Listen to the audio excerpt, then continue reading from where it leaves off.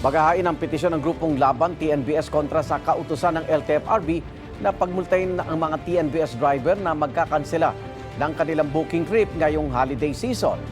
Kaugnay niya, makapanayam natin ang presidente ng laban TNVS si Leonardo Jun De Leon. Magandang umaga, Ginong De Leon.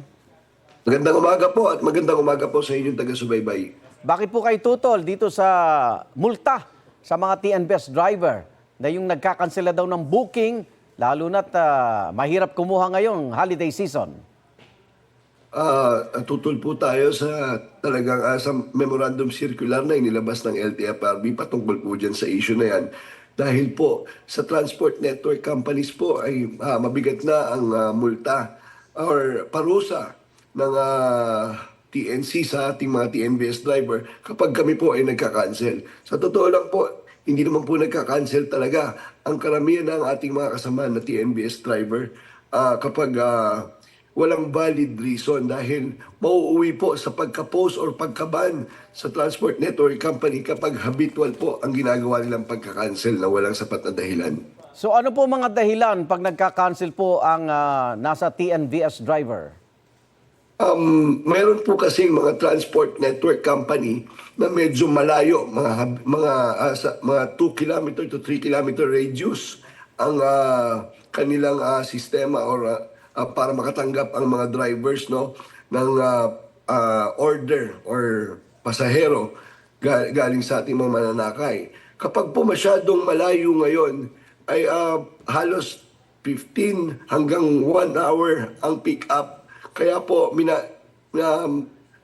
ginagawa na po ng ating mga driver kaysa mag-antay ng napakatagal ng ating mga mananakay, minamabuti po nila na i-cancel na lang dahil mauuwi din po sa pagkalugi ang ating mga TNVS driver dahil alam ko napakataas ng gasolina ngayon.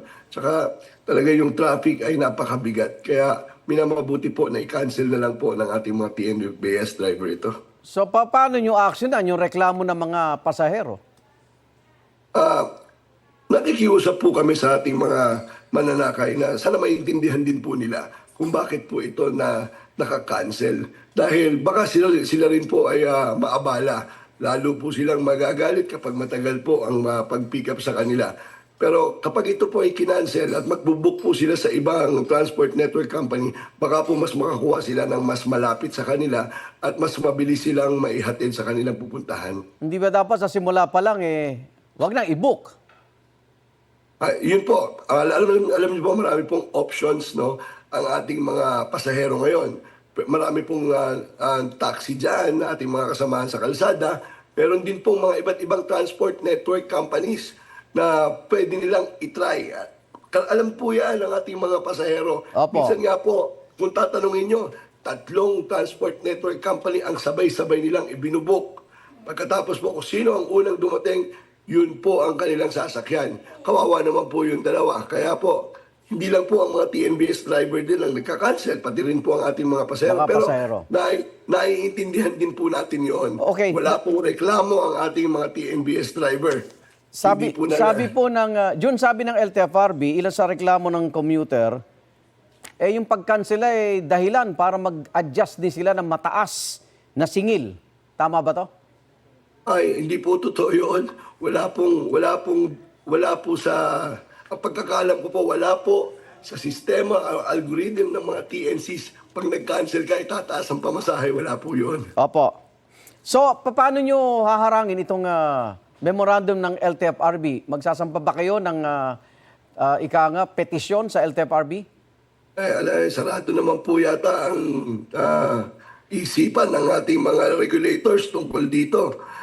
Kaya po, mag-aain sana kami ng petisyon, dahil 3 linggo po, itong pagkaltas or baka magtuloy-tuloy pa sa surge fee ng TNVS. Kaya po, ang napag-usapan po ng isa sa pinakamalaking grupo ng TNVS ngayon, hindi nilang bumiyahe ng rush hour. Pero kung talagang magtutuloy-tuloy ito at masakit talaga at tatamaan ng kita na itong unang linggo ng pag-implementa nito, baka po hindi na lang bumiyahe po ang iba dahil malulugi lang din naman po.